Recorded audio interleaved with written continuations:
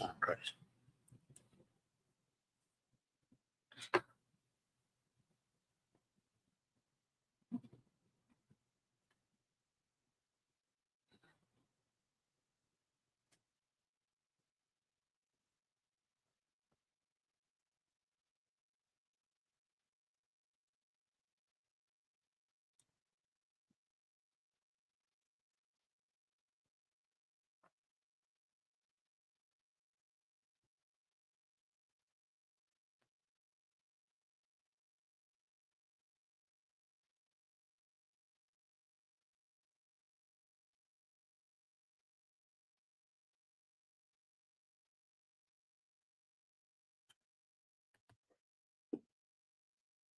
Shalom, y'all. Police Officer 5000, Shalai Yala. Of course, represent the Israelite School of Universal Practical Knowledge, on the 1 West 125th Street, Harlem, New York. Today is the Brotherhood class. You understand? Every Tuesday is the Brotherhood class. We say Brotherhood. We know that means synonymous with sisterhood. All right, synonymous means the same thing, equal. You understand? Just alike. All right, so you already know we hold our sisters accountable. This is we hold our brothers accountable. All right. So today is the Brotherhood class. We're gonna speak on brotherhood, something that is absolutely imperative to the nation. It's absolutely important. It's the pulse of brotherhood and sisterhood. It's the core of brotherhood and sisterhood. All right, and this is very important to talk about. We see the climate of the things that's going on today. We see how there's different issues and problems and so forth and so on going on out in the community, out in the world. All right. So, you know, today we gotta talk about certain things and do certain things in order for us to you know to get right, so within the community. You understand? So, like I said, today's brother class, we're gonna talk about it, see what we gotta do.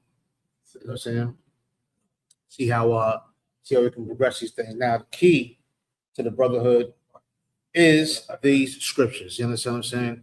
We've seen out the gang culture, seen Bloods and Crips and all these other entities out there, you know what I'm saying, that seem to be having a strong grip on the community.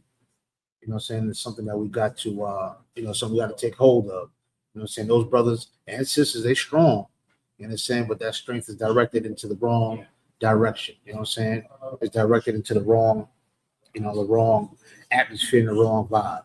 You understand? So that's something that we got to work on as a community. So we got too much black on black crime. We got too much black on Latino crime and so on and so on. When I say black, by the way, I speak of all the tribes. You understand what I'm saying?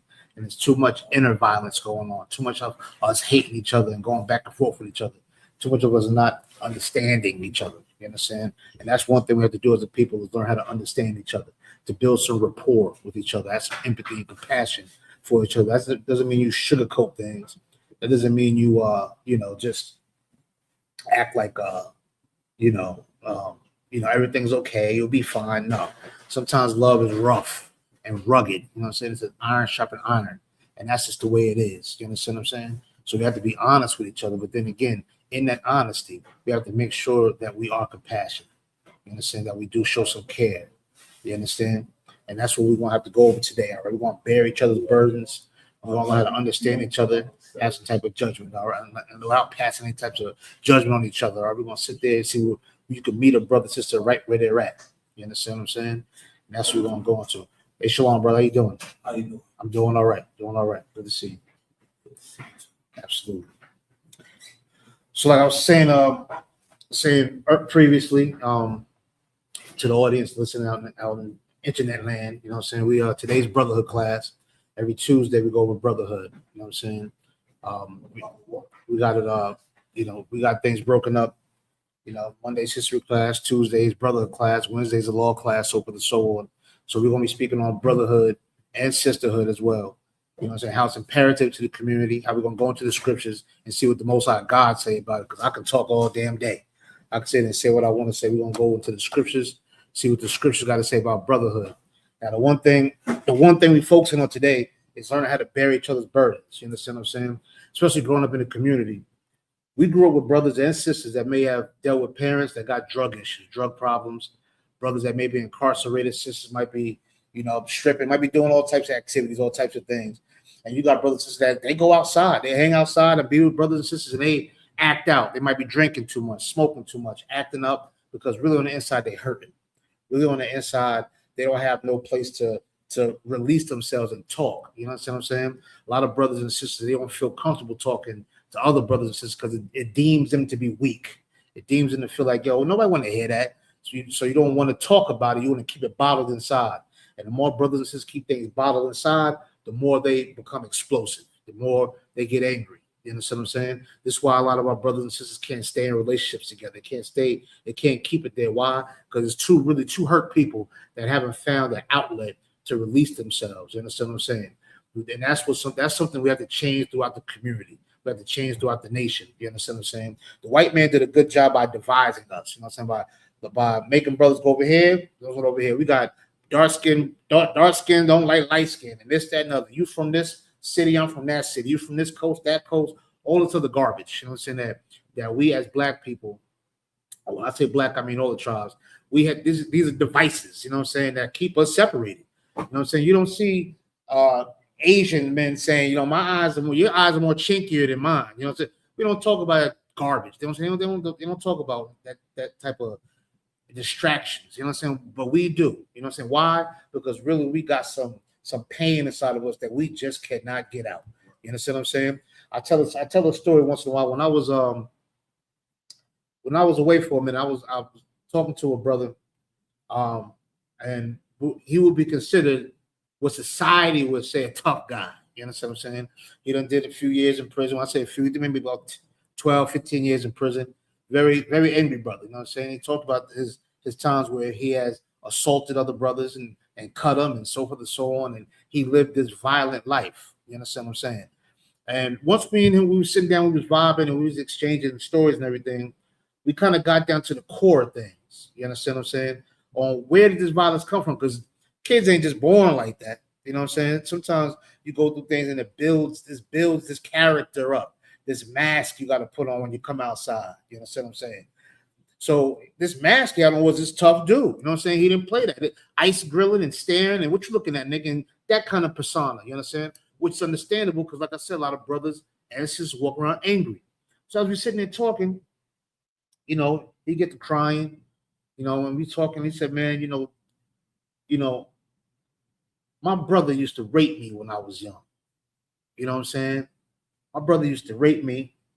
And he talked about how his brother, he got detailed with it on how his brother would come in the room. And he was a little brother. His brother was a little older. You know what I'm saying? His brother going through the puberty stage and things of that nature. It was best to experiment on his little brother. So he would take advantage of his brother.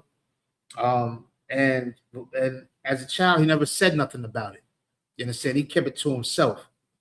And, nobody would want to hear that. It's to stop lying.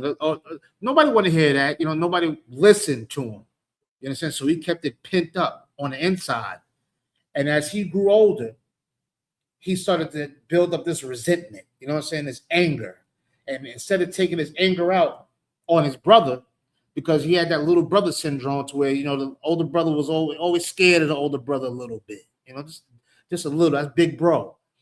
As he got older and older, he started taking all his anger out on individuals outside. You understand? So the first nigga to look at him wrong, he was on him. You know what I'm saying? He couldn't keep a woman because he was argumentative. You understand? Maybe had a resentment because his mama didn't listen to him. So now you got to take it out on her. You understand? A brother violated him. So instead of being violated, having an opportunity or waiting for another brother to violate him, he decided he was going to violate him first. You understand? By assaulting him some kind of way. You understand? And he had this anger pent up inside of him, and he just couldn't do it. So he turned to sniffing coke. He all started off smoking weed, a little lightly, and all. Then it graduates. You know what I'm saying? Now he's putting some crack in your weed, sniffing some cocaine, maybe shooting some dope or sniffing some dope, smoking some dust. It starts off partying, but after a while, it's turned to an escape. You understand? Then you find yourself in some motel somewhere with the shades down, so it's dark in the room, and you sitting there getting high by yourself, crying to yourself, laughing to yourself. You don't know what the hell is going on. You understand what I'm saying? And he fell into this dark hole. And like I said, that dark hole put a lot of scars on other brothers' face. You understand what I'm saying? until he got to a point to where he could express himself. And it took him almost 50 years to get to that point. Not only that, during this time, he still had to see his brother at Thanksgiving, Christmas at Nana's house, and going over there and seeing him. You know what I'm saying? He couldn't confront his brother. He still was a little scared of his brother. You understand? But one day he built up the courage to say something to his brother, right?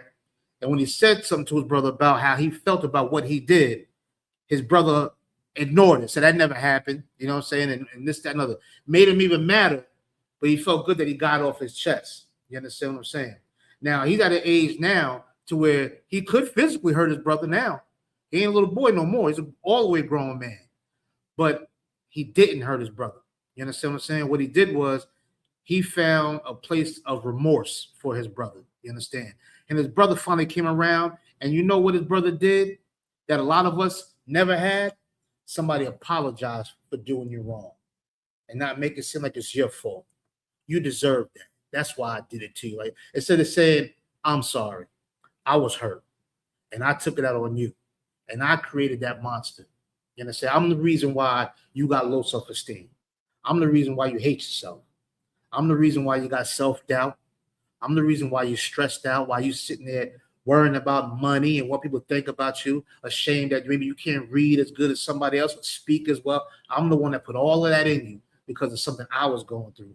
And as a people, that's something that we have to stop. You understand? And the first part of stopping it is recognizing and realizing that this is what happened. This is what I did, and this is why I did it. We repent for it, and we don't do it again. We go out there, we fix a brother and sister. That's what we do in here, in the Israelite School of Universal Practical Knowledge, is we fix our brothers and sisters. You understand what I'm saying?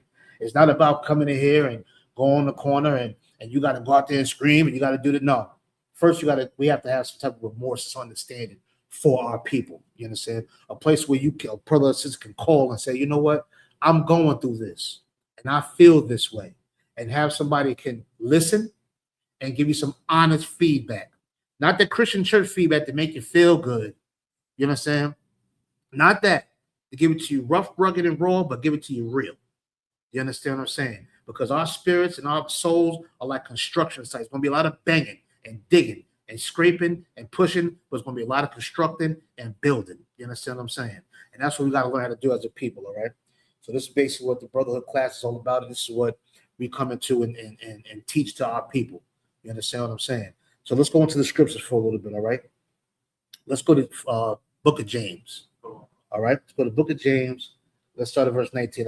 We started a little late. Even though you're right on time, we actually just started. I'm gonna try to run through the scriptures as fast as we can, all right? We'll go to Book of James, chapter 1. All right, and let's see if we can start at verse 19. All right. And brother, if you got any questions regarding Brotherhood, I'll try my best to answer them. All right. Anything else that I may not be able to answer, I'll write it down. I'll get in touch with the brothers that teach me, and I can find the answer for you. All right. That's where I can. Okay. I don't know it all, but I'm here to try to learn as much as I can. You understand what I'm saying? So we can journey on together. All right. We're gonna go to the Book of James, and we're gonna start at verse 19. Let's see what you got. Oh God, James chapter 1, verse 19. Wherefore, my beloved brethren, let every man be swift to hear. Now, this is something we got to work on. You know what I'm saying? It's being swift to hear, not slow to hear. Not I'll listen to that shit when I feel like it. I don't want to hear right now the long day, and I'm stressed out right now. I don't want to hear that. Nope. It said be swift to do it. Be quick to do it. You understand what I'm saying? Why? Because you can miss out on some details. You can hear your child rambling on, and you sitting there thinking about some at work or thinking about some garbage outside. And you don't even hear what the child done said. You know what I'm saying? Something might hit you, and you might say, "Wait, what did you just say?" You know what I'm saying? What did you just say? Say it again, because you wasn't listening, which is understandable. But the scripture said we have to be swift to hear. You understand? You got to be willing and want to hear what somebody's saying. You understand what I'm saying? Because somebody could be saying something that you may have went through. It could be telling you something that you might go through later, but it'd be good to hear everything that a brother and sister is saying. And I don't want to limit it to adults. We got to listen to our children. We got to listen to what these kids are saying out here. We got a lot of kids running around, and I can't say it on the air, but SMD, you know, they screaming out, suck my dick, and all types of garbage. You know what I'm saying? Have no consideration for adults being there. Just not too long ago, a month ago or so, the young brother was on the B-36 bus in the Bronx. Asked a young man to stop all that language on the phone. All that young man took out a gun and shot that man, killed that man. You understand what I'm saying? See, this is what we can't do. You understand? Now, I'm not saying the brother was wrong for asking that brother to stop. Not wrong at all. You understand what I'm saying? But my thing is this. Sometimes we got to fall back and say, I wonder why that young man is speaking like that. What made him not have no consideration for adults like that? You know what I'm saying? What's making him say that? And it might be sometimes the best approach could be like to talk to the brother. You know what I'm saying? And treat him like a man. You understand? Not treat him like a little nigga.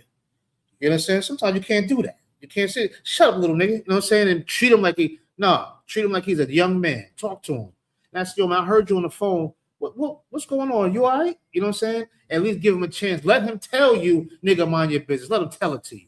But don't assume and guess and just think, he's just a delinquent. He's just a rowdy ass little kid. Nah, he's another brother that's going through some struggle, that's going through some pain, and probably don't want to go home.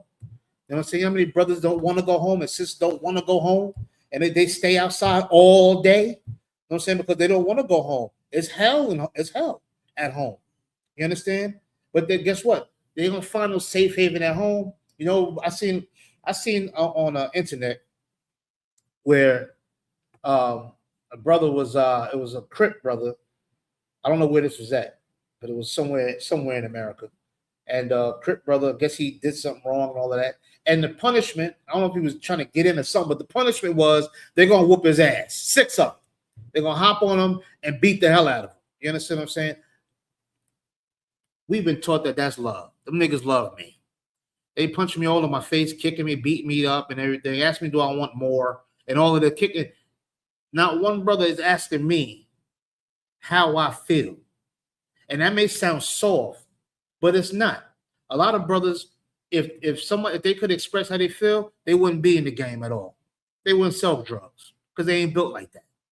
You understand? That's why a lot of brothers, man, these niggas is ratting and snitching. No. What happened is a brother who was wearing a mask tried to act like he was something that he just wasn't. And somebody should have took the time to find out what's going on, brother. Stay out of this. Back in the day, we used to have old school brothers that tell you, this ain't for you, man. Go dribble that ball. You know what I'm saying? Shoot that basketball. Go do that music. Go draw that picture. Go write them books. You know what I'm saying? Go open that store, like you said. Go do that. And not try to initiate you into some garbage, you understand, to destroy you. You understand what I'm saying? And all that comes from not listening to each other, not being able to say, man, I really don't want to join the gang, but I want to feel some camaraderie. I want to feel like I'm a part of something. I got something to give. You understand? And it's more than bullets and killing and all that. I got more in life to give than that. You understand? And nobody takes the time to find out what that is. Because I won't give a damn what it is. If you were a black man here, you were the chosen man of God, and you got something inside of you. You may think it's nothing, but the Most High God think it's something. You understand? And it's our duty to pull it out of you. You understand what I'm saying? I don't care what it is. Brothers like to paint. You know what I'm saying? Some brothers like to do tactical training and things of that nature. That's good too. You know what I'm saying? There's brothers and sisters got all types of talents. You understand? And it's a shame because when they find them talents at? Doing life in prison. Brother sitting there. He know how to sew. He can make. I seen a brother take some wet paper, toilet paper, and made some dice out the toilet. I mean, it got hard and everything. Had all the dots in it. Had just amazing. Make chessboard and chess pieces out of cardboard. No, I mean all types of talent. And now sitting in the prison somewhere underground. You understand what I'm saying? Ain't going to see the light of day. Brothers in there cooking. You ever seen these videos? Brothers in there frying chicken, cooking gourmet meals in prison. You understand what I'm saying? Why? Because they didn't have the opportunity to release themselves to somebody to hear them. Nobody listened. You understand? Now I'm not going to say it's too late because there's great men in the Bible who have made tremendous marks out in the world behind prison walls. You understand what I'm saying? So that don't stop them, but it sure do put heavy lump and bump to get over. It's a hell of a speed bump to get over. But before our brothers and sisters crash, it's good for us to stop them now. And it all comes with being swift to hear. Just listen once in a while. You understand? Just listen once in a while. And you know why you should listen? Because you want somebody to listen to you. You understand? Keep reading. Come on, come. Slow to speak. Slow to wrath. Slow to speak. Don't be slow to cut the brother off, cut the sister off. Shut me what you're talking about. I just cut them off. Don't want to hear what they got to say. That's what we do to our children. Shut up. Shut the hell up. Don't do what I do. You do what I say. Get your dumb ass in there. I said bring me the green washcloth, not the blue one. You can't hear? You understand what I'm saying? Yell at the kid, send a 9-year-old kid to go to the store. Go to the store and bring me back some milk. And he bring back some Nestle Quick. It's still milk, but ain't the milk you want. What, you stupid? Are you dumb? Are you and you understand what I'm saying? Just hopping on top of kids. Because these are brothers and sisters too. Right. So it says, be swift to hear, slow to speak. And what's the last one? Slow to wrath. Don't be so quick to get mad at each other. Don't be so quick to get so mad. You understand what I'm saying? And we got a habit of doing that. You understand? We got a habit of doing that. It's getting so mad so quick. You understand? And at the end of the day, once we react from the wrath, you know what we say? Damn, I shouldn't have did that. You know, sometimes I be acting up. You understand? Sometimes I be acting up. Read verse 20. Come on, God, verse 20. For the wrath of man worketh not the righteousness of God. When you get mad at a wrath like that, you're not working the righteousness of the Most High God. You're not doing what the Most High God wants you to do. That don't mean be angry, but the scriptures do say, "Be angry and sin not." I'm paraphrasing. You understand? So there's nothing wrong with being mad. Oppression make a wise man mad. That's what the scriptures say. You should be mad about your conditions, but you shouldn't be in wrath towards another brother or another sister. You understand? Not in wrath. All we got to do is look on these damn phones, and you see sisters is all in gas stations beating each other up. But now they're escalating now. I seen a sister shoot a man. I'm talking about just popped him. Then he said, "Baby, you know, I don't know if it was AI or not. If it was AI, they should take that down because it wasn't funny." Shot a man right in his car in front of everybody. Man had his child in the car. You understand? What could make you so mad to take another person's life? And your life is not even in danger. I'm not saying don't defend yourself now. You got to defend yourself. That's different. You got to defend yourself. Scriptures say to defend yourself. But to be just so mad that I'm just going to kill this nigga. That's it. I want him gone. You know what I'm saying? That's rough. Another black man, you understand? Before we react to each other, do we take the time just to reflect and say, damn, this nigga look like me? He come from where I come from? He might have a different slang or a different term, but we all talking the same jazz. We all talking the same thing. I say, yo, what's up, son? And he say, what up, cuz? We both talking the same damn thing. It's just two different tones. Do we ever take the time to reflect that this man is just like me? He gets stopped and frisked just like me. You understand what I'm saying? He's overworked and underpaid just like me. School system shitted on him too, just like me. You understand? Maybe his mother and father and sister and brother, maybe the family's all disgruntled and messed up, just like mom. Maybe his father's on dope too. Maybe his mother got 3-4 different kids, and my older sister's father, he come take her, don't take me. You know, all these type of things that happens in our life. You know what I'm saying? And it may not be us personally, but you know somebody. Everybody. What's the one thing we always say as black folks? Everybody knows somebody out on crack. Do you know a crackhead? Yeah, you know a crackhead, y'all? I know a crackhead. You know what I'm saying? Yeah, we know them. Guess what? How do we all know them? Because we all come from the same dirt and the same mud. You understand what I'm saying? I don't give a damn what zip code you're from. We all come from the same mud. And we got to be swift to hear, and we got to be slow to speak and slow to get mad at each other. Because we get mad at each other like that so quickly, you understand? We're not doing what the Most High God wants us to do, and that's practice patience with your brother. Bear your brother's burden. Listen to your brother. If I don't eat, you don't eat, we don't eat.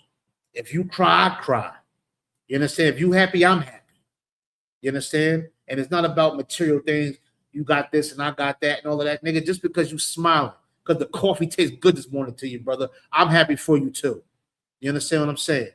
Let's go to Proverbs. All right. Go to Proverbs, and we're going to go to chapter, I believe it's 18. All right.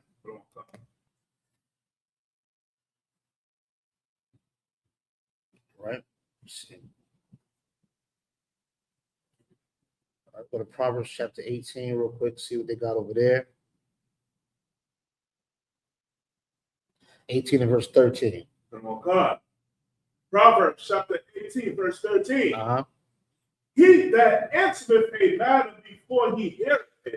What does that mean? You're gonna talk before you even hear what's going on. You understand? Let's take an example. A few years back, remember the brother Junior up in the Bronx. You understand? So some girl made some call on him, said he did this, that, and the other. From what we understand, she was lying. Them brothers hunted him down.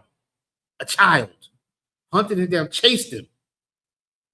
He ran into the store, hopped over the counter seeking help. This is on camera. They came in the store, dragged him from around the corner, took him outside, and stabbed him how many times? 18, 20 something times. Just stabbed him to death. Yeah. They didn't say, yo, did you do this? Did you do that? They didn't even ask him. They didn't even check him. You know what I'm saying? They at least grab him by the collar and throw him against the wall and ask him. Did you do this? Did you do that? Yo, bring her over here and just we talk in front. They didn't even hold court with the brother. They just went stabbed him up and all of that. You understand what I'm saying? And what did that lead to? Them got a brother gone, a child gone, a mother. She got to be disturbed for the rest of her life. You understand? If you see your child all stabbed to death like that in a morgue, I worked in the morgue. You understand? If you come in and you see a child all stabbed up and cut up in the morgue, that's your thought forever. That's your vision of that child forever. That's going to be in your dreams. That's going to be in your thoughts, your daydreams, your night, or whatever. It's going to be in your brain. It's going to be seared into your brain. Now she's gone. You understand? The brothers that did the crime, they in prison for the rest of their life. Except for one of them. Guess what someone did? Caught up to him, found him dead in prison. Now it's just a bunch of death that's happening. The boy gone, other ones in prisons for life. One of them is dead in the prison. A mother's messed up, all because nobody had the opportunity to talk. All because nobody wanted to hear what happened. All they did was turn the rav.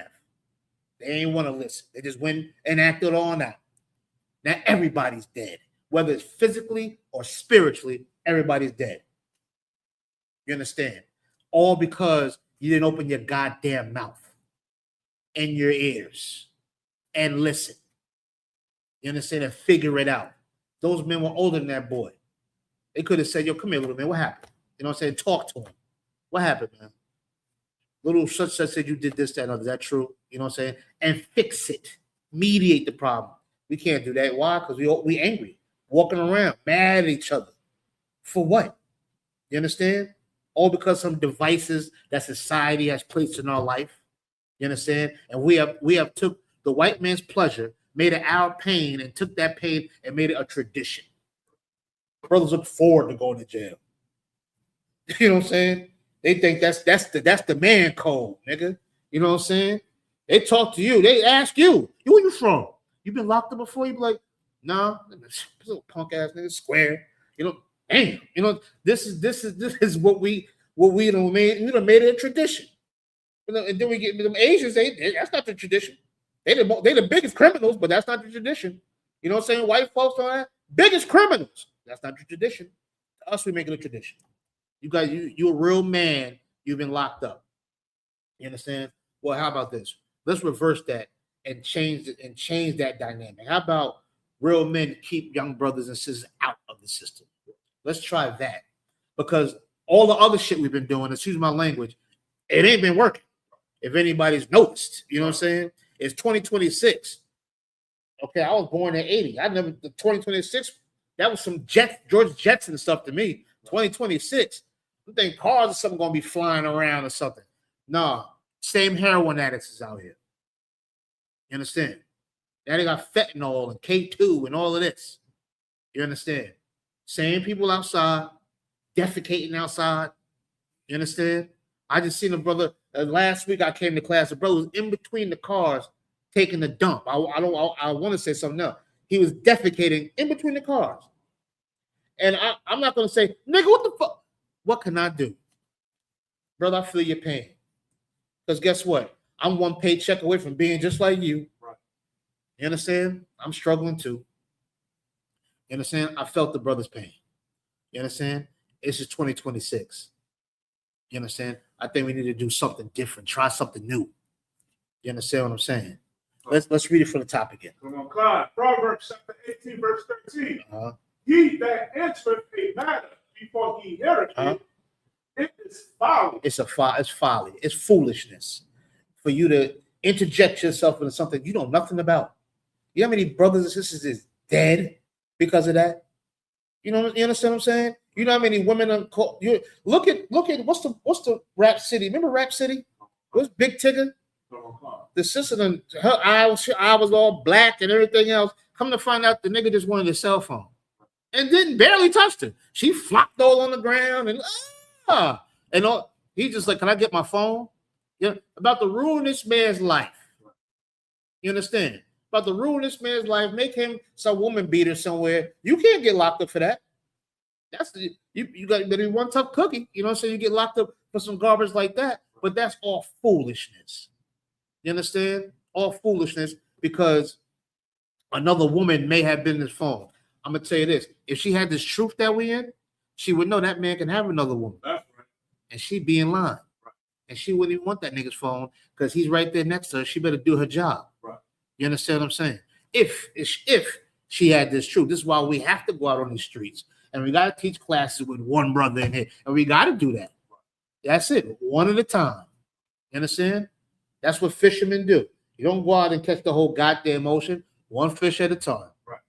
One fish at a time. Because that one fish is somebody to God. Right. Somebody. You understand? I don't care what society says about it. I don't care what his mama or whatever say about it. God says something about it. You understand what I'm saying? So everyone is important. And we got to look at brothers and sisters like that, have some value on each other. That man's important. I don't give a damn what he do. You understand what I'm saying? He's important. He has to know that. And if he knows that as a youth, as he goes up, the scripture say, train up a child in the way they should go. If he understands and she understands how valuable she is, not just to society, but to the earth. God said we're the salt of the earth. Right. If children know this, when we grow up, we'll have less murders, less abortions, you understand, less gang banging and all this other garbage. You understand what I'm saying? It'll be less than that. You understand? And it's our job and our duty to make sure that happens. Some say, man, that shit don't work. Well, it must work because I'm sitting up here. You understand? I had to put all the drugs down and put all the what I thought was cool down because it wasn't cool. You understand? Because one day you're going to be sitting in a place somewhere by yourself, crying at night. And your boy, you're going to be ramming rod up in your girl. That girl that you think you love so much, yeah, you're going to be ramming rod up in her. And you're going to be somewhere miles away, crying, wiping your tears, and coming out the next morning acting like you're tough.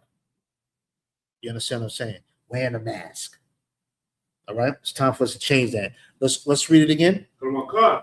He that answereth a matter before he heareth it, it is folly and shame unto him. It just bring you to shame. To interject into something you don't know, even know what's going on, you're just going to jump in the matter and you're going to handle it. That's all. Your thing is to be Mr. Machismo or Miss Machismo. You're going to hop in there. I'm going to take care of it. Don't know what the hell's going on. You understand? And after that, all you do is bring shame to yourself. You say, damn, why did I do that? You know how many brothers were killed because somebody was sleeping with their woman, acting crazy? Instead of just saying, you know what, you got that. I'm gonna let the Most High handle that. I'm out. Forget, I'm going. No, they're gonna blow his head off. His head. You understand what I'm saying? Should have been in prison somewhere. And guess what? She going on about her business, getting a whole nother set of rods. Got a whole phone full of rods. You sitting somewhere with your mother coming on a goddamn bus 8 hours away to bring you some goddamn socks and shit. Excuse my language. You understand what I'm saying? Come on, man. Things got to change. Let's go to the book of Romans. All right. We're going to book of Romans 12 and 15.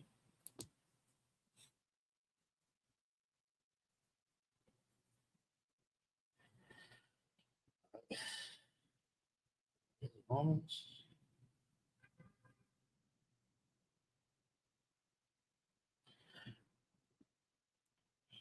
Right. Romans chapter 12, verse 15. Rejoice with them. So I can rejoice with them that do rejoice. What it says, that says, rejoice with them that do rejoice. What does that mean? If a brother is happy or a sister's happy, be happy for them just being happy. Do you know what kind of society we live in? Do you know what kind of society we live in? Listen, we go on the internet, right? And I'm you were witness to this show. We go on the internet, we'll put something up. You know, brother done got unalived by the police, whatever. Right? See brothers and sisters talking about it and all that. What's the one thing we've been seeing on that internet though? Man, them white boys gonna leave that comment and they put monkey signs up and you niggers this and I mean they got all the comments. You understand what I'm saying? No mercy, none. They're just heartless. You understand? Right. And they say, why y'all hate white people so much? Listen, I don't hate white people that much. I just love my brother and sister that much. I love them more than that. I just love them so much. Right. I have no choice but to hate. I hate when my child catch a cold because I love my child. You know what I'm saying? So what? I hate colds. You know what I'm saying? Because I love my child. You understand what I'm saying? So you see the white boys on there and all of that? You should be in this society that tries their best to crush us and beat us down.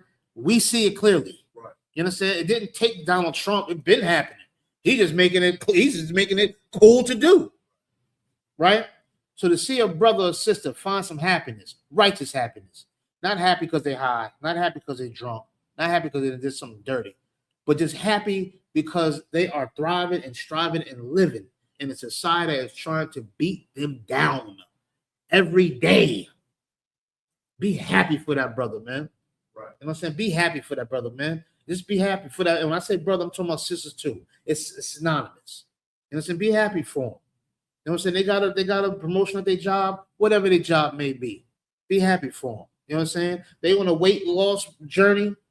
Brother, do your thing. You understand? Whatever it may be. I don't have to be into it. What's the old saying? If you like it, I love it.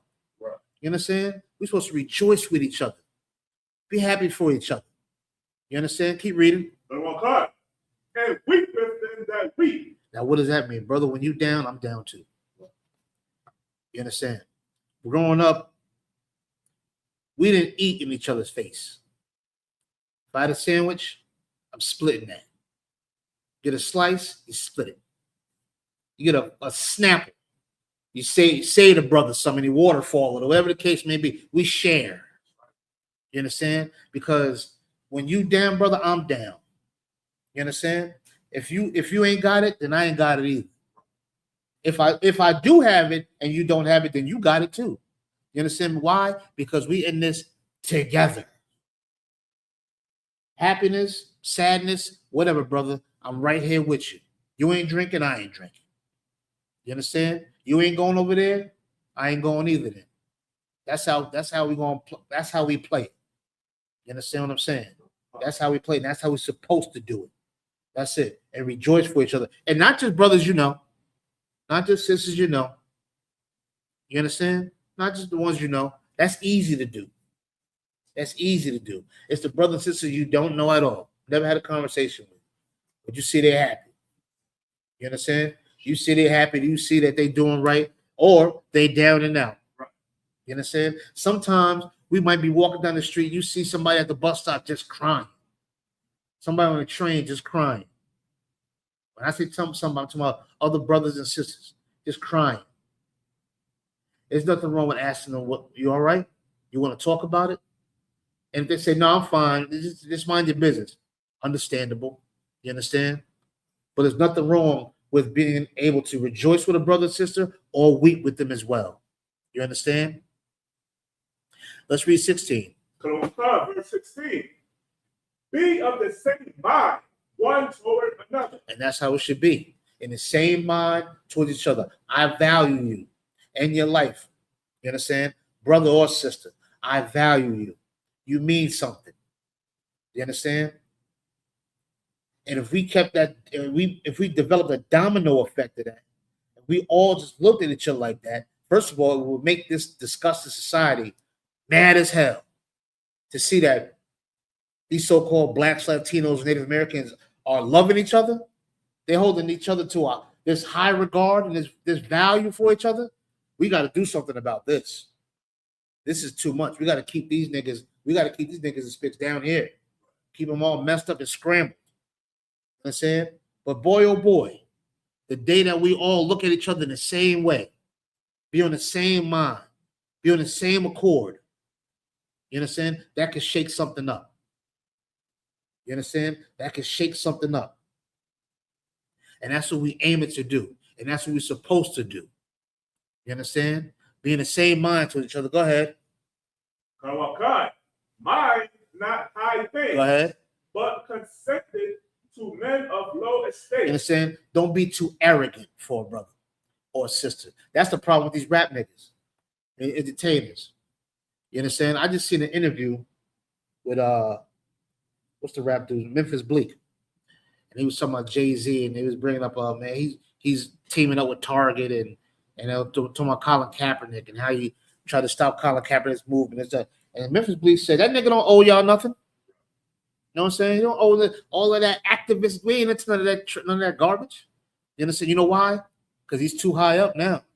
Brother got a taste of some money. And he forgot. He forgot about them nights in the staircase, the nights being outside. You understand what I'm saying? All night long because you don't want to go in the house. He forgot about all of that stuff. He forgot about them brothers and sisters that have lost their life. Forgot about the little girls that have been raped by their uncle. You understand? He forgot about the heroin addict. He forgot all about that because now he's high and mighty now. He got a couple of dollars that the white man can snatch when he feel like it. You understand? You know how many times by accident your debit card will freeze up. You don't know what the hell's going on. Yeah, the white man can stop that anytime he feel like it. You high and mighty because you can swipe something. One day you're gonna go in, it's gonna go doo-doo. You're gonna what that now you're gonna go crazy now. You understand? But that high and mighty still, you understand? Right. It's like, what the hell's going on here? Swipe it 10 times, trying to find it. You calling a hotline and everything, trying to find, white man stop that when he feel like it. So we can't be arrogant to each other in a high mind, thinking you better than somebody. Right. You ain't better than nobody. You understand? You're just a slave with some better clothes on. Right. You understand? But you're still in the mosh pit, brother. Still here too, and you will be reminded. Ain't Diddy somewhere in prison right now? Right. That nigga was flipping and dancing all over the damn place. You understand? High and mighty. He went to had him out in Harlem on 125th Street. After he shook hands, nigga said, "Ugh, I need some sanitizer. So I didn't take a shower." He forgot. He forgot him and his mother used to be walking down the same street. You understand? He forgot all about that. Too high and mighty. Until the white man said, we got something for you. Now you sit in Fort Dix somewhere in New Jersey. You understand what I'm saying? With a whole bunch of men, criminals, real men that's in it for real. And you in there because you high and mighty. You ain't high and mighty now. So close to New York, but so far away. You understand? That's not the type of attitude we should have toward each other. To be arrogant, to be of a high mind. You understand? I'm not saying it. The Lord is saying it. The scriptures is saying it. We shouldn't be that way. Why? Because we'll get reminded real fast, real quick. You understand? You get reminded real quick. Knock you down just as fast as you went up.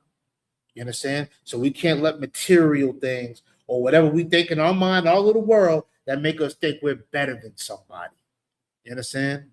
You see niggas, they anybody, even some sisters too. Sisters get high and mighty too. And as soon as they go ahead, brother.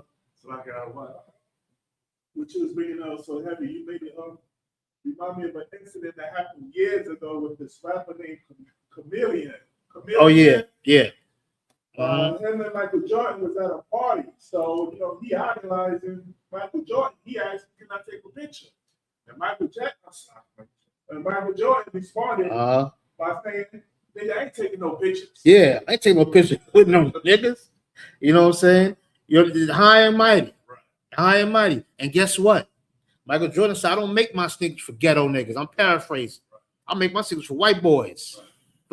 And guess what? Who's dying over them sneakers? Right. You get a nice pair. I seen a nigga in the shelter. What they got? What's the new Jordans I know? Guapos is Guap something. Some same Jordans from 90 something. Then remix, put them out there, $250 something. You mean to tell me you can lose your life over that? You understand what I'm saying? You can lose your life over some Jordans. And he said, I ain't taking no pictures with no niggas. Right. Niggas is dying. You know what I'm saying? And going to prison, going to the cemetery and going to prison over Jordans. And guess what? Jordan is an owner of some private prisons, is he not? That's what they're saying, right? He got some. He's an investor in private prisons. You understand? I mean, come on now. That's high and mighty. Right. Absolutely high and mighty. You understand? It's to say to a young black man who's in a position to where he could come up. He made it. All right. He was rapping since he was 12. He made it up a little bit. And here go another black man that's up there. See if I can network, talk to him, tell him I looked up to him. Nigga, please. I ain't taking no pictures, no nigga. Right. You understand what I'm saying? He forgot about that mud he came from out in North Carolina. You understand? He forgot all about that. You understand? That's how we cannot be towards each other. You understand what I'm saying? You can't look at no black man, but look at that bum ass nigga. Look at him. You know what I'm saying? I ain't got no dollar. You know what I'm saying? Get my felt. I got to get a job and talking to him like that. Next week that could be you. Next week that could be you, depending on how the white man feel. Because you ain't got no control in this society. Not to these worldly things. You do have a access pass to the Most High God, though. That's what the white man don't have that you got. You got a VIP pass, and I suggest you use it, because you get caught up in these worldly things, you're in a world of trouble. You're gonna be in a world of trouble. It's gonna make you forget about them brothers and them sisters that you left in the mud. It's gonna make you forget about them. And then when you get knocked back down and waddle around this mud, guess what? We still gotta love you. Right. Still gotta love you. This is when you say, welcome back, nigga. You know what I'm saying? And I still love you. Let me help you navigate through this mud that you forgot about. You know what I'm saying? Matter of fact, smear it on your damn face. Get used to it. Welcome back. You understand? Before we get high-minded, as per what the scriptures say. That's how we should not be. Is it more on that? Go on, God. Be not wise in your own conceit. Yeah, don't think you know every goddamn thing. You understand? Because you don't. You're dumb. You understand? We're dumb. We don't know everything, and we should be happy we don't know everything, because it gives us opportunity to learn more. That's why we should listen, because we don't know everything. That's why we should be slow to speak, because we don't know everything. It don't hurt that you can learn something new every day. Every day you wake up, that means you haven't done enough yet, because you would be dead if you did enough. God ain't satisfied with you. There's more you need to learn. There's more you need to teach. There's more you need to do. You understand? If he was done with you, you'd be dead. Every day you wake up, thank God I woke up. Yeah, you better think about doing something. He's telling you ain't done yet. There's more you need to do, more you need to learn. You understand? Let's drop that. What's that? Romans. Let's go to Hebrews. I believe it's Hebrews 10, right?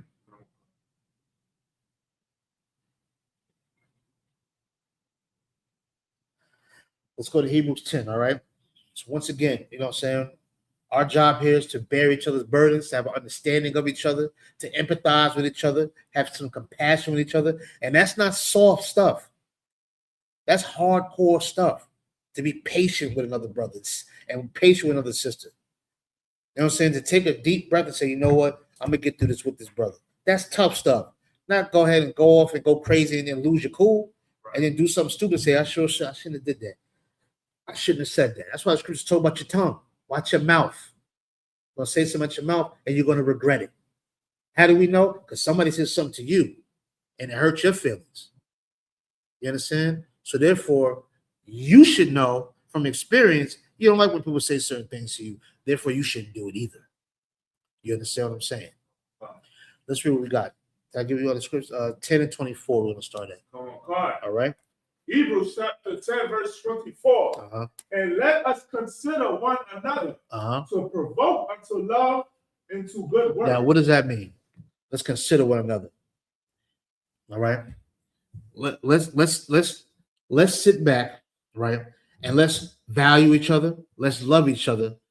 Let's want to be around each other. And not only that, to provoke you to good works, let me push you to do the right thing instead of the wrong thing. Now, we already know, growing up, at least back in the day, growing up, once you're at about that 10, 11, 12, they're coming to see if you want to sell some crack. They're coming to see if you want to do something. You understand what I'm saying? Here come the initiators, the recruiters.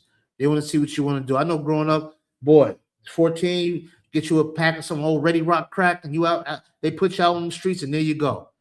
Because what you can do, you can take the charge. You can take the charge, do a little bit of juvie, come on out, and make yourself a career criminal. You understand what I'm saying? That's what it used to be. They didn't, a lot of brothers, and sisters, they don't nowadays, especially nowadays, they don't provoke the kids or men or sisters to do better. You understand? They got mad at NDIRE because the girl Young Miami got a song to my where all my scammers at? Or boosters or some garbage about stealing. Where my booster niggas at? I wish a broad would say some garbage like that. If I was boosting, what am I boosting for you? What does that mean? Where's my boosting niggas at? That sounds crazy. And that's a popular song for what I understand. Oh man, my boosters at some garbage. And then Darryl said, damn, I guess we don't even want to grow as a people. And they got on top of her. Called all types of black monkeys and you're ugly and this, that, and the other, and everything else. Because she wanted to provoke the sister to do better. You understand what I'm saying? To do better. Nah. They can't do, just look at what's going on. It's not even cool for a sister to wear modest apparel. You understand? What's her name was looking fly in the BET Awards. Lauryn Hill had big dress on. You could see, but you couldn't see. You understand? Doing her best to provoke these sisters to do better than that. You remember the young sister that came to the class, had ass all out, had ass about as big as this table, shorts about this big. You understand? And was crying for help. Came up talking to us, crying for somebody to say, put some clothes on, sis. Right. You understand? It'll look better covered up. You understand what I'm saying? But now that everybody see it, I can't bring you home to my mother. Right. I can't bring you home to whoever I deem respectful. I can't bring you around them. You understand? Now, hot, drunk, messed up, high night, maybe somebody have fun with you. But to be treated and valued, you're not going down the right path. We have to start provoking our brothers and sisters to do better. Not saying do better in careers and do better mentally, spiritually, emotionally. You understand? Do better with your thoughts, do better with your mouth, with your actions. Do better.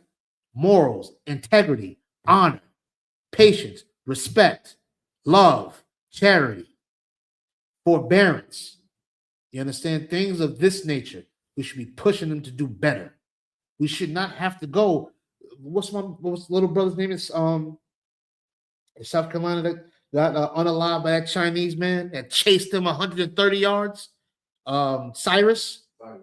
And got unalived by the Chinese man. We shouldn't have to. We should be provoking these young brothers and sisters to open your own business. Everybody can't rap. Everybody can't sing and everybody can't play basketball. We can do other things. Push these, but show these brothers and sisters businesses and things of that nature to make them better. You understand what I'm saying? We got to provoke each other just to do well. Even a brother just came home from prison.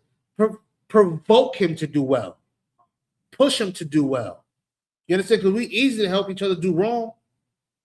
Easy. Go smack that nigga. Right. Go shoot that nigga. You gonna take that? Hey, nigga, go over there and do that. Make sure you do that. Nah, man, go over there. If you're a real man, what the scripture said, go to him and him alone. We'll talk to that man face to face. We'll talk to him. Look him in his face and tell him exactly how you feeling and what's going on. Instead of running up being a coward and running up on him and blowing his brains out like a sucker. Too afraid to go to the man and speak to the man. You understand? So y'all can both provoke each other to forgive each other and move on. Realize it was a misunderstanding. How do we do that? By listening, being slow to speak, being slow to get mad at each other. You understand? That can provoke a brother or sister to do better. You understand? To do better. There's nothing soft in squashing a problem. Right. You understand? There's nothing wrong with that. Nothing weak about that. We live to see another day, to make brothers and sisters even better. You understand what I'm saying?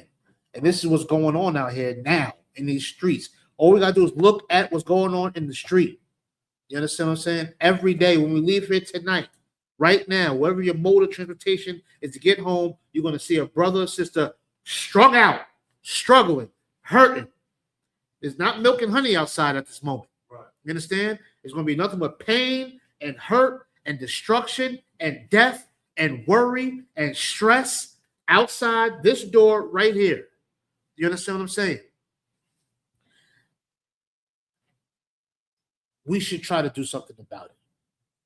You understand? Because the mentality is we can't do it. So I'm trying to get mine, nigga. You better get your. Listen, brother, it ain't gonna work that way. Not according to the Most High God. It just don't work that way. We need each other. You understand what I'm saying? We need each other. You understand? And we're gonna have to realize that. And there's certain little small things that can lead to bigger, bigger and better. Small things by listening, being slow to speak and scream on you and get mad at you, won't put my hands on you, or worse. You understand? Not sitting there plotting on another man's woman. That's big now. Right. Sitting there, you look at another woman. God, man, that nigga don't know what to do with that. Remember that one? Nigga don't know what to do with that. Nigga, tear that out, rip, twist all of them. That's the wrong mentality to have, brother. You understand what I'm saying? That's the wrong mentality to have, to sit there and want to stick your rod in that other man's woman. You understand what I'm saying? It's borderline alternative lifestyle. Right. You understand what I'm saying? Respect that man and his family. You understand? Let it go. You understand what I'm saying? There's plenty of women out here, instead of you lusting over another brother, you understand? You should be provoking them to stay together forever. Right. You understand what I'm saying? That's what you should be provoking them to do. And stay together forever and work that out, man. Don't beat her up, man. You know what I'm saying? Go for a walk, come back cool. If that's still your sister. Yes, it's your woman. Yes, it's your baby mom's. Yes, it's your wife, but it's still your sister. You know what I'm saying? Before anything. You understand? Still your sister. You gotta be patient with her the same way she gotta be patient with you. And to go back real quick about that high-minded. You understand? Sisters too. Don't get no doctorates and all of that. And now all of a sudden, nigga, give me my keys, get off my couch, nigga, you bum ass nigga, and all of that. We gotta get past that. Don't get high-minded. You understand? Because I hear sisters talk about their man all the time, but it's the same man that's knocking the lining out of you. So whatever he is, so are you. You understand what I'm saying? So we can't be high-minded and all of that. What we should do is talk, listen, be patient with each other, and provoke each other to do better. You understand? This is what the scripture is all about. You understand? Christ didn't walk around with those other black men sitting there putting them down. He corrected them and he pushed them to do better. How do we know? We're reading about them 2,000 years later. Damn, don't you want to push your brother to say, brother, you so valuable and what you got to offer is so strong. 2,000 years from now, they're going to be talking about you. Don't you want to push your brother to do that? Isn't that bigger than giving the brother a rag and saying if that nigga over there got another colored rag, kill his ass? I think I'd rather tell a black man that, listen, bro, you so good, they're going to talk about you 2,000 years later. I'm going to help you get there. And I hope you can take me along on the ride with you. You understand? I think that's more powerful. You understand? To talk about a nigga that came out the mud, that fought all through the depression and the stress, all them demons, to come up and stand up out the dirt and the dust and talk about this nigga 2,000 years from now. That sounds powerful to me. Maybe I'm insane, but I'm going to continue to be insane. That's what I'm going to do because I see value in brothers. That's in here in the UPK. We see value in brothers and sisters. Right. We want them to talk about you 2,000, 5,000, 10,000 years from now. Talk about you. You understand? Because you're that great. That's how we got to provoke brothers and sisters and mean it. Why? Because we read it in the scriptures. No matter what nobody say, this scripture, this book is made for so-called blacks, Latinos, Native Americans, according to the prophecies and the curses that are in these scriptures. This is the compass that we need to navigate through this wicked society, through the cesspool we live in. This is the blueprint. This has the problems, the solutions, and it has the rewards for following and the rewards for not following. Right here. It's easy to read. You understand what I'm saying? Why is it easy to read? Because you read a book to get your goddamn license. You read a book. I bet you read a book to get whatever certificate you got. You read some books. You understand? Well, guess what? We need to not just read this one, but live this one and breathe this one the truthful way. Not the will make you feel good way. You understand? Not that way. You understand? Not that. That make you feel good. A soft lie kill you. You understand? But a hard truth to help you grow. You understand? Let's see what else we got up here. Let's go to 25. Verse 25. Uh-huh. Not forsaking the assembling of ourselves together. Now let's look up forsaking, just for brothers and sisters that may need to understand the forsaking. All right. It says not forsaking the assembly of ourselves. Let's see what forsaking means. Assembling means to gather together, correct? Right. So what's forsaking? Okay. Forsaking is it means to be abandoned, deserted, or left entirely alone. Now, what does that mean? So don't not want to be a part of brothers and sisters. Don't want to not be around them. We should want to assemble together. And let me ask you this, right? I'm going to just make the statement. In the UPK, we push us being together. And they say, man, them niggas is racist, man. They racist and they hate this and hate that. Is Chinatown assembled together? Right? Aren't they together? I don't hear nobody saying nothing about them being racist and all of that. And the Chinese Ku Klux Klan. I don't hear them saying that. You ever heard of Little Italy? That's here in New York. And other places. They got Little Italy. I just seen the mayor. He recognized Little Yemen, Little Pakistan. This is in New York City. They got a little Pakistan. Hasn't America been at war with the Middle East for what, 20-some years, almost 30 years? Right. More than that? They went to Desert Storm and all types of, every war you could think of since the 90s. They've been trapped out there in that sand. And they got a little Pakistan with people they going to war with.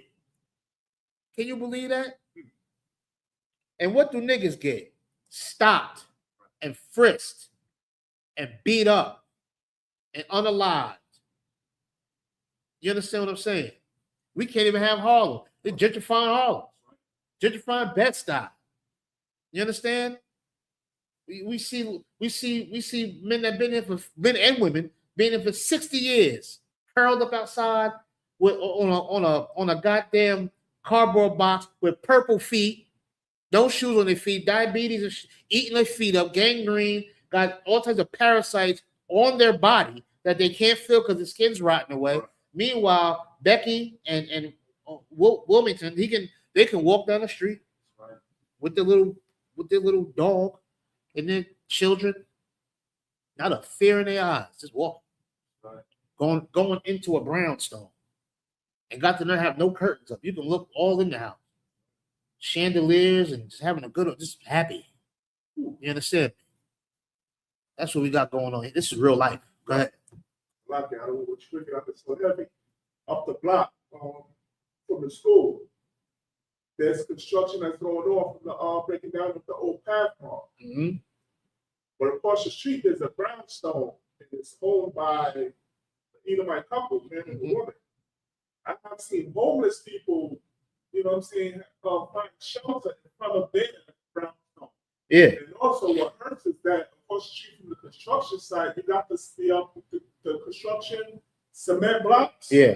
Brothers are sleeping on top of those cement blocks. Right. You understand? Risking their lives because during sleep, if they turn over, they can fall while a car is passing them. Right. And that's and listen, that's real life.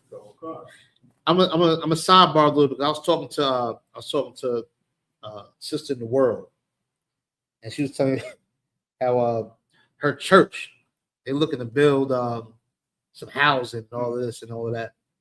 So I'm just listening to it. So, yeah. Well, in our neighborhoods, specifically in the Black Latino neighborhood, Native American neighborhood, there's a lot of churches here in Harlem. A lot. They got history. It was built in 18 whatever, and Langston Hughes went there, and James Baldwin, and everybody else. In a place where the church is just all over the place. Do you notice a trend that wherever all the churches is, a bunch of homeless black folks is at? You understand? There's brothers sleeping on cinder blocks. And if they roll over, a bus who don't stop for nothing can take it and run right over. The brother or sister is is nobody to society so much. If the bus did run over them, nobody would do nothing about it. The bus probably would keep going. Don't know what that was. Just keep rolling. And nobody's going to say anything. That's going to be a John Doe in some hospital somewhere. I was just talking to another brother in the world. He works for the trains, underground in the trains for MTA, where he fixes the tracks. All right. So he fixes the tracks. Do you know he works 5 days a week? Do you know 3 days out of those weeks they find a dead body down there? Can you believe that? I was shocked. I was like, what? He was like, man, there's a whole other world down there. While we sitting there waiting for the train, and look at that rat, and all of that. Underneath it and down and across and all of that, somebody living in there. Somebody dead in there. As the train is going back and forth, there's somebody's child there. Somebody's father, somebody's mother, a sister, a cousin, someone who was somebody and got lost in the sauce, got lost in addiction, got lost in not being able to express themselves, not having nobody to lean on, not having nobody to talk to them, not having nobody to provoke them to do better, not having nobody that wanted to be around them as we're reading.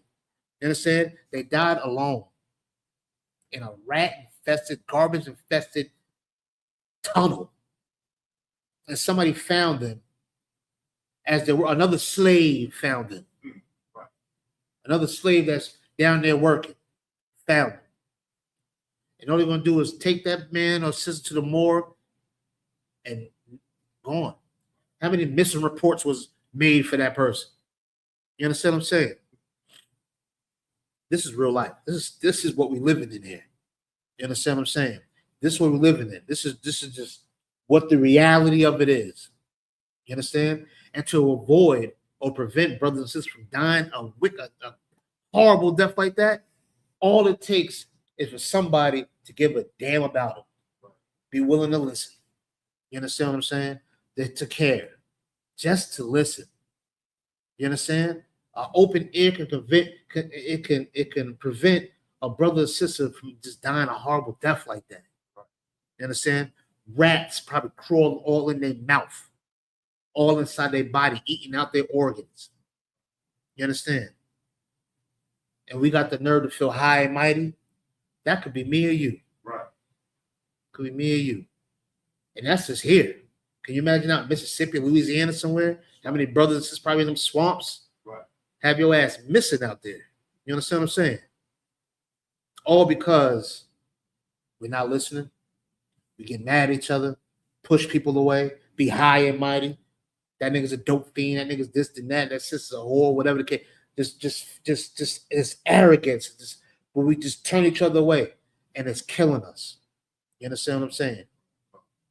That's it. We got money. You know, we see Tyler Perry and all those other ones. They got money. Jay-Z got money, all that. We got money here. We got all these drugs. These people, the brothers and sisters that's out here on drugs, they buying it. They get money somewhere. But what we don't have is somebody to talk to. Right. Ain't that crazy? That show you how money don't really mean nothing, bro. Right. Money really don't mean nothing. Pay your rent, pay your bills. The scripture says, give to Caesar what is Caesar's, and give to the Lord what is the Lord's. And what's the Lord's? Are the brothers and sisters. That's the Lord's. You understand? You got to tend to them. You understand what I'm saying? Not get caught up in the society about, materials and things of this nature. You understand? Because somebody somewhere is going to die tonight in their train that we about to get on. Somebody dead. We about to run somebody over tonight, going home to some more hell. You understand what I'm saying? And only take a little bit for us to be right down there with them, missing. You understand what I'm saying? Let's drop that real quick for time's sake. All right, what was that Hebrews? Let's go to Ecclesiasticus. All right, in the Apocrypha. Let's go to Ecclesiasticus chapter 22. All right.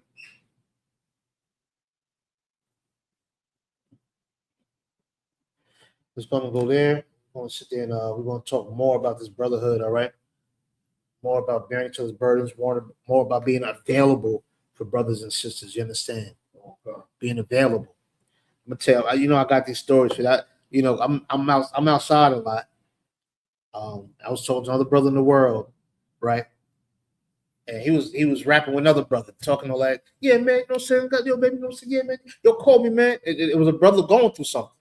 He said, call me, man. You know what I'm saying? Call me anytime, man. I'm here for you. All of that. Boom. Seen the brother next day, 2 days later. He was like, yo, man, remember that dude I was talking to? Yeah. Man, that nigga called me 4 o'clock in the morning, man. I said, damn, really? Yeah, man. I told the nigga, look, man, if it's not an emergency, don't call me, nigga. I'm tired. I'm sleeping. I said, but damn, brother, you told that man to call you anytime. What if that man needed you? Oh, I'm telling you, man, listen, I gotta rest, man. The brother he ain't working right now, nothing. Got all the time to work. You know what I'm saying? He wants some type of assistance or whatever to help him with his rent and everything. He don't really have to work. You understand what I'm saying? My point is this: he told the brother, call me anytime. You understand? And the brother utilized that, right? He utilized it. He said, all right, called him. Nigga had a problem because he called me at night. Now, check this out. I'm sure if it was some hot vagina that called him, something to satisfy him. If somebody called and said, yo, man, I know it's 4 o'clock in the morning. I got $10,000 for you right now in this bag, but you got to come and get it. Matter of fact, you got to come to Pennsylvania and get it. He would have got on an e-bike and went there. Right.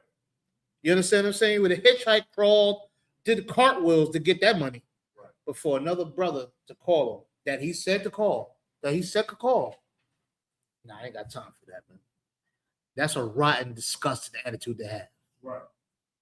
You understand? That brother could have killed himself or unalived himself, excuse me. Might have needed somebody to talk to. You understand? Because we all do. You understand what I'm saying?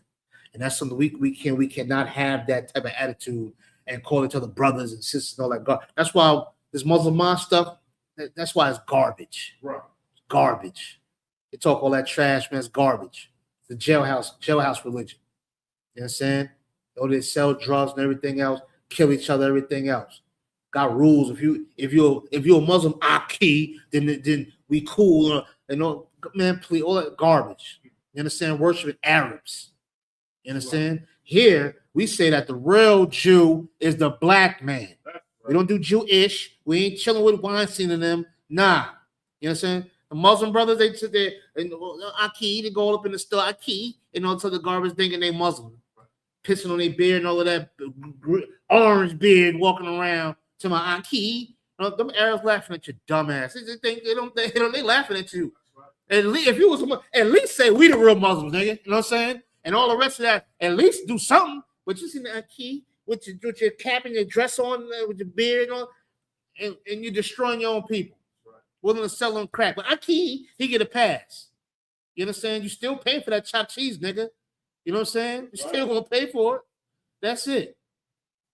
So all this other garbage, this is just the garbage that we go through. You know what I'm saying? And people say, why you? But you know, whatever fits for the people. It ain't been fitting. It ain't been working.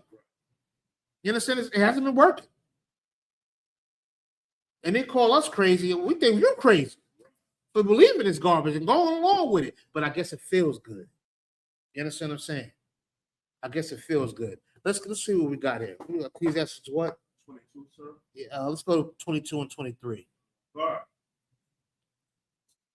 Ecclesiasticus chapter 22 and 23. Be faithful to thy neighbor in his poverty. Hold on one second.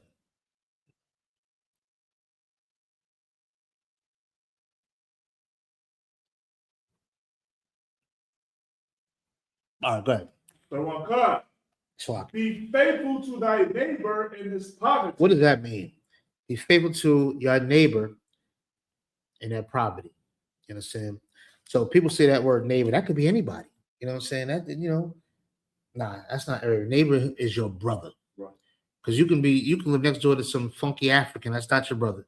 I seen an African a couple of weeks ago that I knew when I worked at this high school, and they see me. They say, hey. I said, what's going on, man? You know, so he just moved around and all of that. I said, what brings you to Harlem? He said, oh, I came to be with my people. I said, oh, your people? He said, yeah, my people on 116th. Now, you familiar with Harlem. 116th is all Africans. Right. All Hamites down there. And he made it clear, I came here to go to 116th Street. No one else. I came to go there with my people. Because you know why? Those are his neighbors. Who are my neighbors? The so-called Blacks, Latinos, and Native Americans. Those are my neighbors.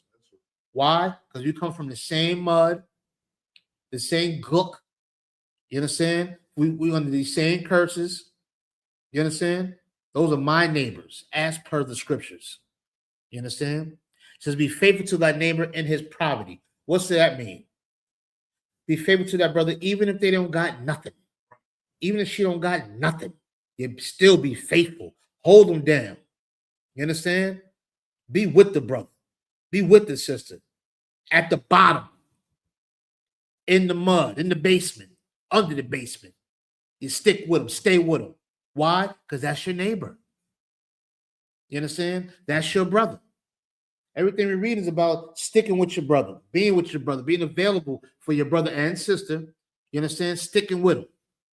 That's why a lot of these celebrities, right? That these high and mighty, high mind stuff. This is a universal question. When a nigga gets some money, what's the first thing he go and get? As far as a spouse is concerned, what they go get, Shaw? White. They go get doing white woman. You know what I'm saying? Go get you, got that money now. They gonna go get you old white woman. You understand what I'm saying? Right. They forgot about being with Keisha during the poverty. They forgot about her. Shakrisha and all of them, Shaniqua. No, they forgot all about them. They out. They was too rough for them. You know what I'm saying? You know the little one with the little ponytail right here, the little oxtail they got, that little boy, the one that could fight. They forgot all about it. Right. They didn't make that money and say, yo, listen, Shanika, listen, I'm gonna go get you a nice wig, girl. We're gonna get you that lace front thing they got going on. Get rid of that little oxtail you got back there. They forgot all about it. They went and got Sarah or Becky, whatever the hell her name is. You understand what I'm saying? They forgot about their neighbor in poverty. Forgot all about it. Michael Jordan, the one we just was talking about, the brother who don't take pictures with niggas and don't give a damn about niggas and the sneakers and all. He left Juanita, his wife, over years. Years. Was with you when you was just ugly Michael Jordan before you can do anything with a ball. You understand? Because you know you was ugly. The money make you look good to these white folks. You just was another black nigga. You understand? And left, who would leave Juanita? Left Juanita for a white woman. Damn. The nigga about as black as this microphone. And got a lily white girl. Now, how can she understand you? That's right. How can you come home at night and talk to her? What you going to say? Your uncle sure is getting on my nerves at work. I wish he would stop by. What can you say to her to make her relate to you? Someone who don't know nothing about getting stopped and frisked, since getting beat up in these beauty salons and the nail salons and all of that. Right. Becky don't know nothing about none of that. She don't know nothing about the oppression. Nothing about it. She's not a neighbor at all. Right. You understand? So no matter what, we got to be faithful to our brothers and sisters in poverty. Be faithful to them when they're down and out. Don't forget them. Don't forget that mud, man. You understand what I'm saying? Don't forget.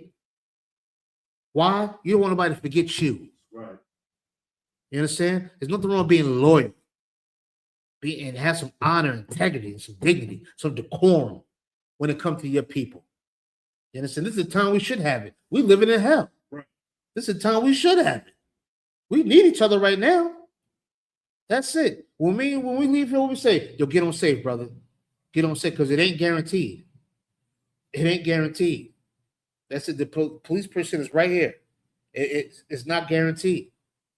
That's it. You know how many times, brothers, it's a mistaken identity. The police will pull you up, tell me you fit the description. A nigga shoot you in the head because they thought you was Ronald. We thought you was him. Oh shit, that's the wrong nigga we shot. You as a black man, you don't know if you can make it home or not. Listen, brother, get home safely, man. Text me when you get home. Let me know you made it. You understand what I'm saying? Because it ain't promised out here. And this is the time right now where we better be loving each other a lot. We act like we can afford to not deal with each other. Right. We feel like we can afford it. You understand? We can't afford that. You understand? We can't afford that at all. We're gonna get deep in these scriptures. Read up what else you got up here. Come on, come, sir. That thou mayest rejoice in his prosperity. What does that mean? Be faithful with your brother and sister, your neighbor, when they're down at the bottom. Read it again. That they what? That thou mayest rejoice in his prosperity. So when we do make it, brother, we're gonna really have a good time. We really came from the bottom together. We broke bread together. Right. You understand? We used to split honey buns. Now we in filet mignon and all of that. Don't it feel better to come up with being loyal with the niggas in the mud and bring them up out the mud, come out the mud together and stand together and be together instead of getting up here and getting high-minded, forgetting all about them, moving on now. Now you want to impress Whitey, see if you can get some more of their money and all of that. Forgot all about the niggas. You know what I'm saying? Forgot all about them. Wouldn't it feel better to bring all of them up? You understand? And when people, the Christians say this, niggas don't owe nobody nothing. Right.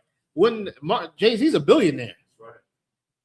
You could at least one of your buildings in Marcy, you could have bought them some condos or something.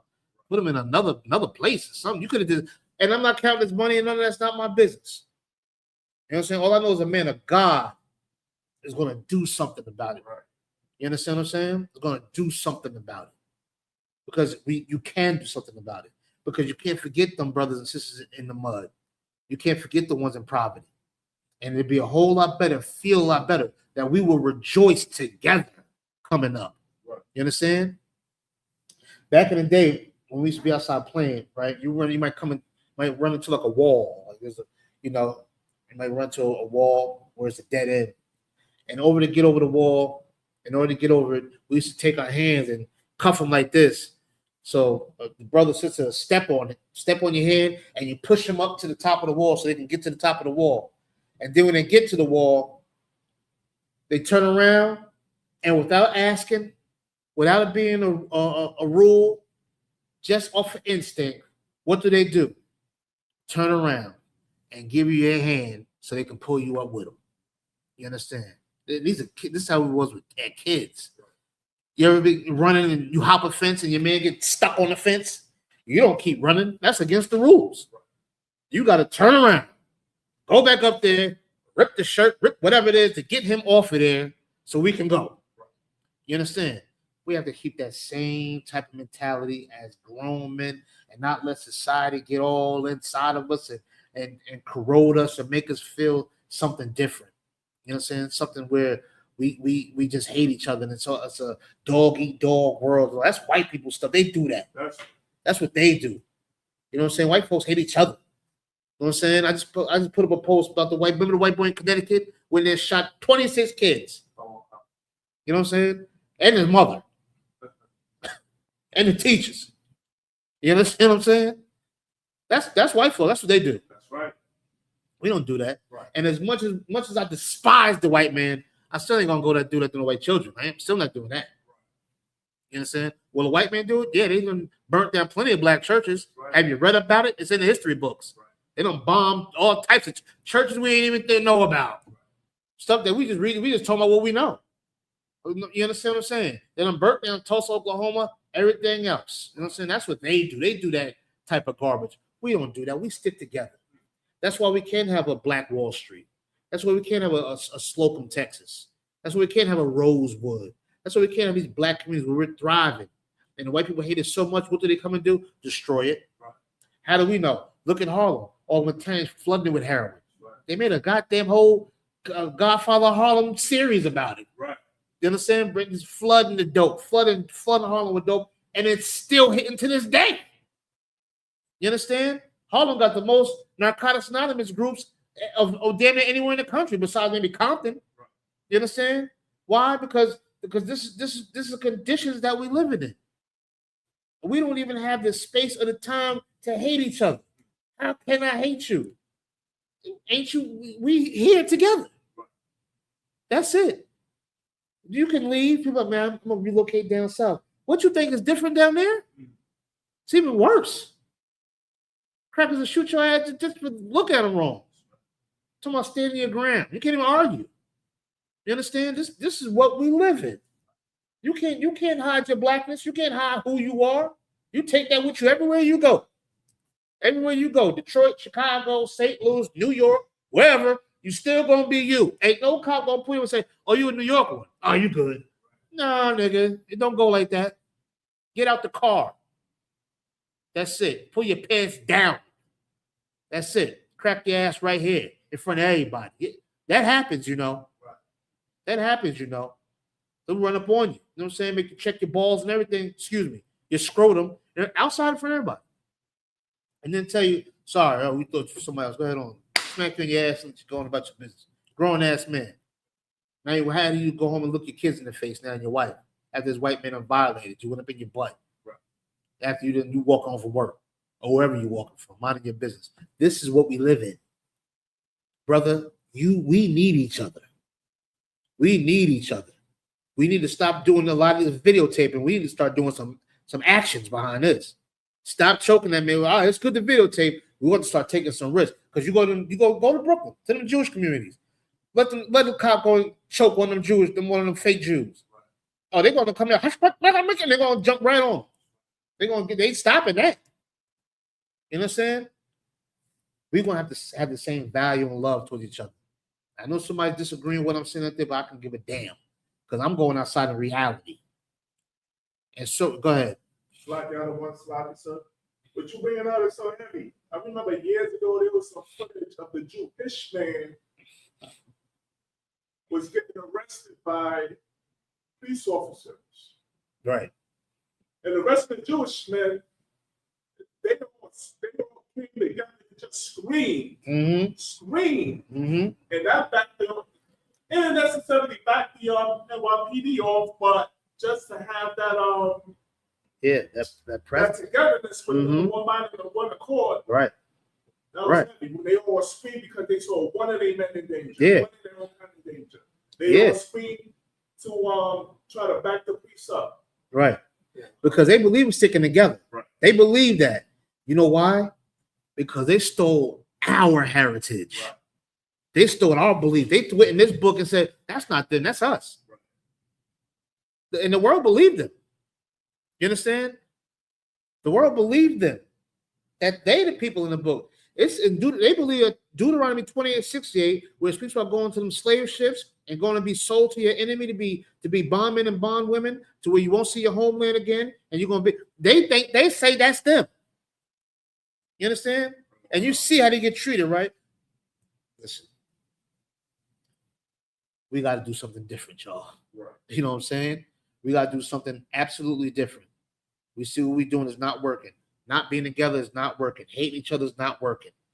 Having that dog-eat-dog world and be competing with each other is not working, y'all. Right. You know what I'm saying? It's not working. And is it hard to do? Maybe. Is it impossible? No, it's not. You understand what I'm saying? No, it's not. We have to live for something. You understand? And I know in the UPK, our purpose of living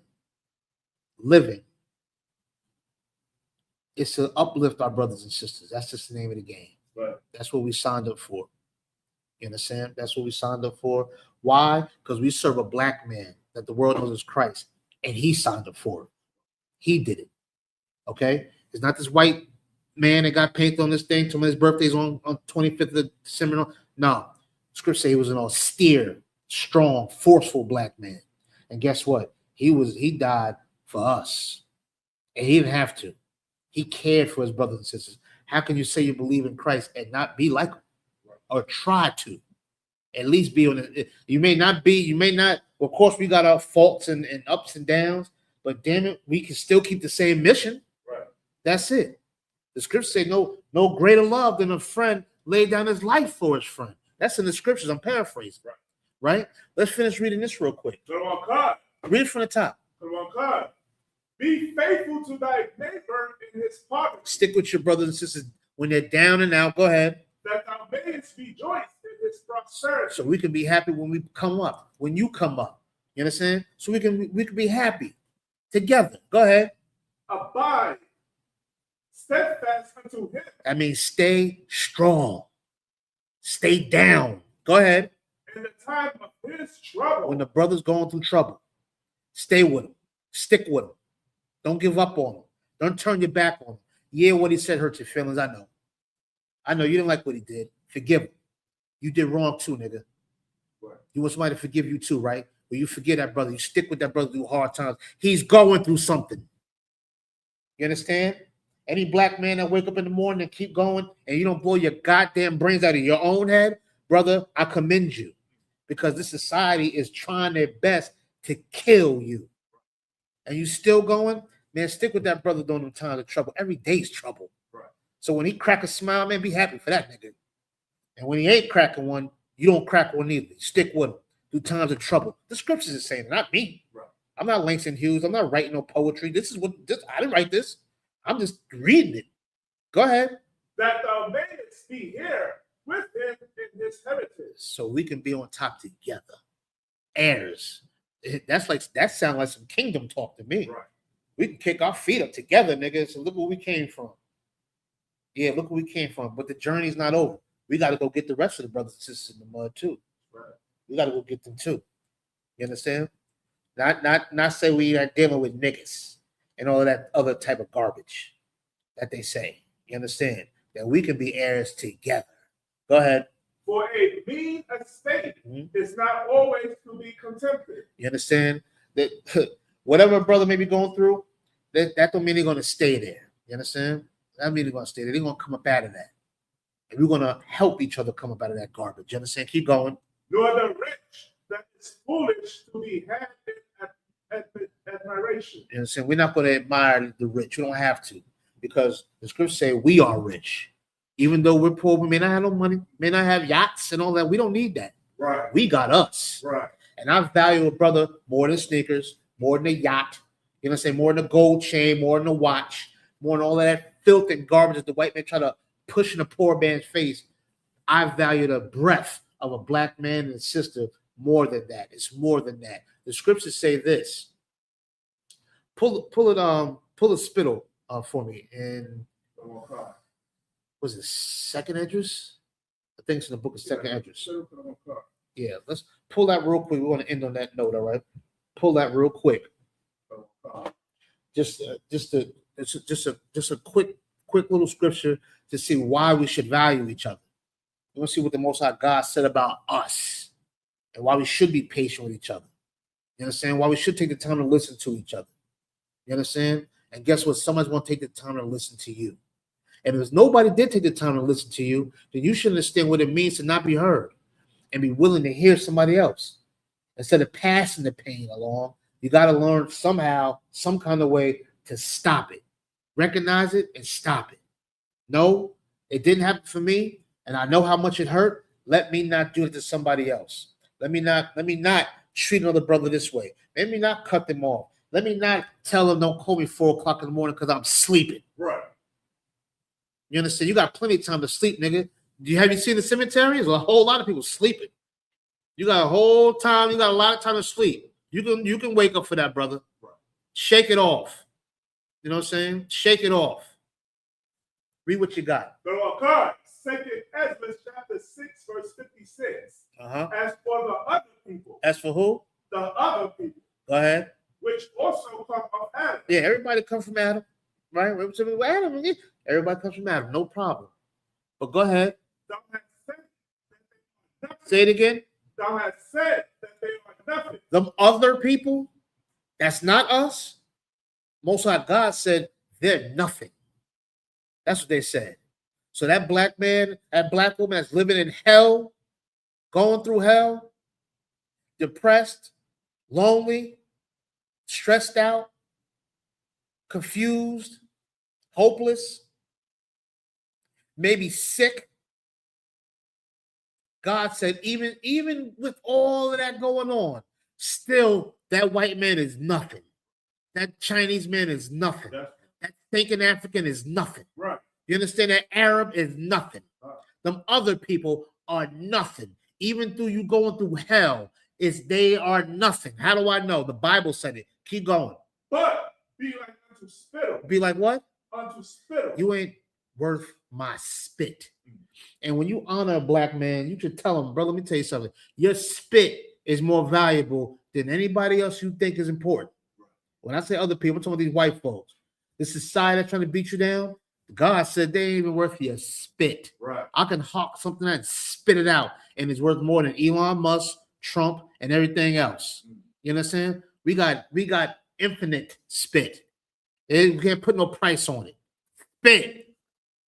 So imagine who you are. You understand? Imagine who you are. And we got to tell each other this. We got to make sure that we encourage each other to believe this. And no matter what you're going through, I'm your brother. I'm going to stick with you through the mud. I'm going to be with you. I'm going to forgive you. I'm going to be patient. I ask you to do the same for me. And we're going to come out the mud together. We're going to love it. You understand? And we're going to provoke each other to do well. You understand? And these other people, we're going to let them know that they ain't even worth our spit, let alone our time. You understand? Keep going. And liken the abundance of them unto a drop that falleth from a vessel. They ain't nothing. Just a little drop, a little drip drop. They're not even worth it. But guess what, black man? You are, right, according to the scriptures. You understand? You're the salt of the earth. More precious than fine gold, the scriptures say. We got to honor each other like that. And then when we do, we'll show it. I love you is an action word. Right. I'm down for you. I'm with you. I'm riding with you. Those are action words. You understand? And talk is cheap. All right, so let's just keep moving forward, all right? Priest Nopes of 5,000 Shalaya. This is the Brotherhood class, all right? Tune in next week to the Brotherhood class. Tune in tomorrow for the law class. Keep it going. Until next time, if there is a next time, stay strong, stay focused. You understand? Understand your worth. Understand who you are. You understand?